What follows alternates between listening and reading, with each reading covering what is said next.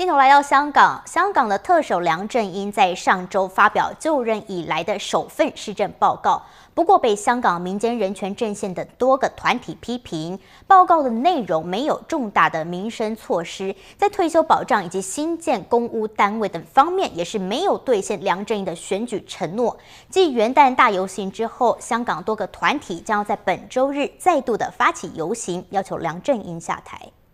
價值暴決，誠信破產，誠信破產，民生零蛋，民生零蛋。民陣連同多個民間團體和泛民政黨發起不要行騙報告大遊行，批評梁振英繼續以語言偽術來迴避僭建事件，同時施政報告中對民生和政改等問題都沒有兌現其選舉承諾。梁振英政府一定要落台，然後立即進行普選。呢個政府唔單止係冇誠意去解決民主政制嘅問題，亦都喺民生嘅問題上面咧係無能為力去處理。梁振英政府一日唔落台嘅話，呢一啲嘅抗爭同埋遊行嘅活動將會持續。多個泛民政黨呼籲參加元旦大遊行的13萬市民，周日再次上街抗議。大家一齊係用我哋嘅腳